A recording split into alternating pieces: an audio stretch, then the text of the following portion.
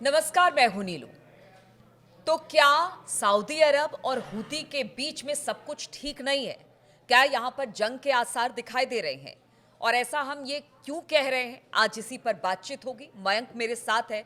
मयंक, सवाल यही उठ रहा है कि आखिर ऐसा क्या हुआ कि सऊदी अरब और हूती आमने सामने लाल सागर में?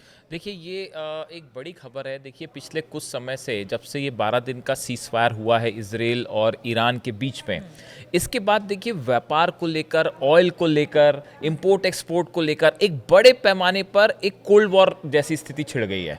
और अब इसमें हूती जो है वो ईरान के लिए खुलकर सऊदी के सामने खड़ा हो गया है। और ये बताया जा रहा है कि हूती की तरफ से ये कहा गया है, बड़ा साफ मैसेज दिया गया है सऊदी अरब को कि अगर आप ईरान के खिलाफ कोई भी कार्रवाई का समर्थन करते हैं, अगर आप उन देशों के जहाज़ों को आने जाने में मदद करते हैं जो कि ईरान के दुश्मन कंट्रीज़ के जहाज़ हैं, तो इन हालात में हूती जो है वो सऊदी पर सीधा अटैक करने से भी नहीं चूकेगा। इस तरह का मैसेज हूती की तरफ से दिया गया है। अगर उसको हम दूसरे शब्दों में कहें तो ईरान के लिए हूती जो है वो सऊदी पर भी हमला करने के लिए तैयार है, और इस तरह का साफ मैसेज हूती की तरफ से दे दिया गया है। देखिए हूती ने अभी ये बात का ऐलान किया कि जो भी जहाज लाल सागर से होके, रेड सी से होके गुजर रहे हैं, जो कि उन देशों के हैं जो कि ईरान के खिलाफ हैं, जो ईरान के खिलाफ जो देश हैं या जो मदद करते हैं इजराइल की, ऐसे देश के किसी भी जहाज को हम रेड सी से नहीं गुजरने देंगे। इसको लेके अब सऊदी जो है वो और हूती एक दूसरे के आमने सामने खड़े दिखाई दे रहे हैं। देखिए एक इसी बीच में एक बड़ी खबर ये भी है कि सऊदी अरब की जो गवर्नमेंट है, उन्होंने मोहम्मद बिन सलमान रिजर्व कोर नामक एक जो है कि नाम से एक ऑर्गेनाइजेशन जो है इनका, उसको वुमेन रिजर्व कोर बनाया है, जिसमें जो है बताया जाता है कि करीब 30% से ज़्यादा फीमेल होंगी, महिलाएं होंगी जो कि इस पूरे रेड सी इलाके में तैनात होंगी, जो कि हुतीस से मुकाबला करेंगी। तो ये एक वुमेन क्या यही वजह है कि वो ईरान के साथ खड़ा है, लड़ाई कर रहा है, या इसके पीछे कई सारी चीज़ें हैं। देखिए एक मैं आपको वो डेवलपमेंट बता रहा हूँ जो पिछले 2-3 दिनों के अंदर गए हैं। तो एक तो ये वुमेन रिजर्व जो है वो सऊदी ने बनाया, जो कि जिसका कहना ऐसा है कि ये रेड सी में, देखिए कहीं लाल सागर में करीब 170 किलोमीटर एरिया की मॉनिटरिंग करेगी ये वुमेन रिजर्व फोर्स जो है वो। इसमें 34% महिलाएं होंगी। और ये बताया जा रहा है कि 2030 तक सऊदी ये चाह रहा है कि ये पूरे एरिया की जो कमान है वो इस वुमेन रिजर्व के हाथ में आ जाए। यानी एक प्रकार से आप कहें कि हूती वर्सेस सऊदी की जो वुमेन रिजर्व हैं ये आमने सामने होंगे। और देखिए ये करीब जो है 3856 स्क्वायर किलोमीटर का एरिया है जो मॉनिटरिंग जिसकी खुद सऊदी करता है। और ये स्ट्रैटेजिक लिहाज से ये रेड सी का जो एरिया है ये बहुत अहम होता है। और ये माना जाता है कि यहाँ पे जो है ईरान, देखिए यहाँ पे अमेरिका एक्चुअली क्या चाहता है कि ईरान का इन्फ्लुएंस रेड सी पे ज़्यादा ना हो पाए, इसको काउंटर करने के लिए वो सऊदी को आगे करता है बार बार अमेरिका। और सऊदी के ज़रिए वो ये चाहता है कि ईरान का प्रभाव जो है इस इलाके में ना बढ़े।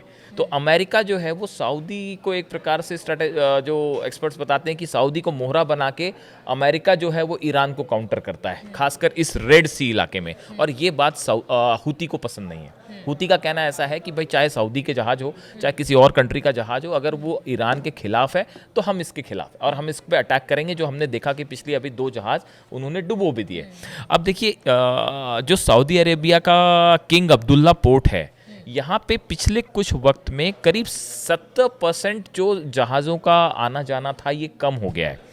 ये कह रहा है container ship traffic at Saudi Arabia King Abdullah port drop nearly 70% from 188 ships calls in 2023 to 59 in 2024। इस पोर्ट से जो इंपोर्ट एक्सपोर्ट हो रहा था सऊदी अरेबिया का, ये बहुत तेजी से कम हुआ है। ये कब से कम हुआ है? जब से हुतीज जो हैं वो लाल सागर में हमले कर रहे हैं।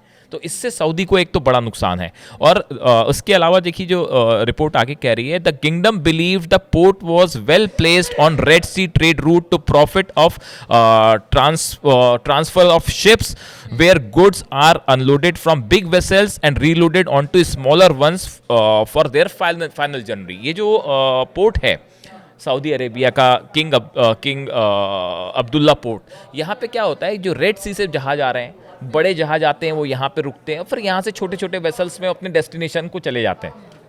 सऊदी अरेबिया का ये जो पोर्ट है वो स्ट्रेटेजी के लिहाज से भी और व्यापार के लिहाज से भी बहुत अहम है। अगर हुतीज इसको निशाना बनाते हैं तो इस हालात में सऊदी को बड़ा नुकसान होगा।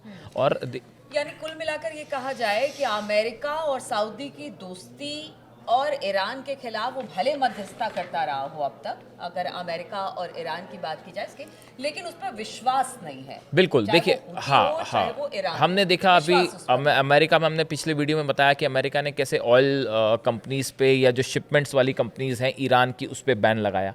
अब इसी को काउंटर करने के लिए हुतीज का कहना ऐसा है साहब कि अगर आप ईरान पे हमले करेंगे या ईरान को निशाना बनाएंगे या ईरान के ऑयल बिजनेस को रोकने की कोशिश करेंगे, ईरान को किसी तरह का आप नुकसान पहुंचाएंगे तो हम आपके खिलाफ खड़े हैं। अगर आप गजा में अपने ऑपरेशंस नहीं रोकते हैं, गजा में जिस तरह का नरसंहार हो रहा है, अगर आप उसको नहीं रोकते हैं। लेकिन मयंक, अमेरिका चाहता भी यही है कि देखिए मिडिल ईस्ट के जो हालात हैं इस वक्त, ईरान का वर्चस्व बढ़ने नहीं देना चाहती है अमेरिका, और साथ ही साथ ये सऊदी अरब को आगे बढ़ाती है। तो यहाँ पर तो फिर भी शांति नहीं, मतलब आपस में ही कई देश एक वॉर जो है, हाँ, एक वॉर जारी है। बिल्कुल होगी तो इसका फायदा अमेरिका को देखिए, आप अगर देखें तो पिछले कुछ समय में हुतीज ने इजराइल पर भी अपने अटैक बढ़ा दिए हैं। अभी 24 घंटे पहले ही जो है बैलिस्टिक मिसाइल से, जो है हाइपरसोनिक मिसाइल से हुतीज ने हमला किया, जो कि उन्होंने दावा किया कि बेन गुरियन एयरपोर्ट के पास जो है वो हमने हमला किया।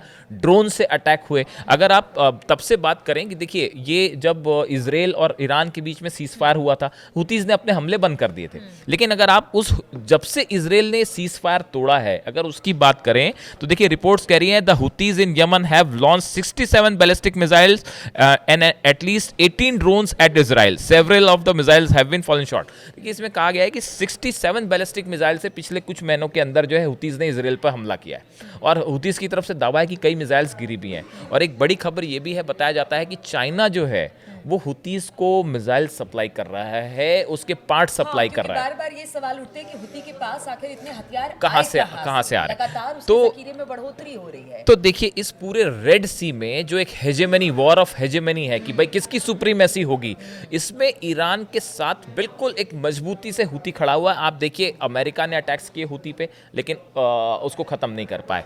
इजराइल ने कई बार हमले करने की कोशिश की, लेकिन उसको खत्म नहीं कर पाए, क्योंकि हुतीज जो है, हुतीज उस रेड सी में छोटे छोटे ग्रुप्स में डिवाइड होकर काम करते हैं। आप एक साथ सबको तबाह नहीं कर सकते, और खासकर समंदर में। और ये पूरा इलाका ऑयल के इंपोर्ट एक्सपोर्ट के लिए, व्यापार के लिए बेहद अहम है।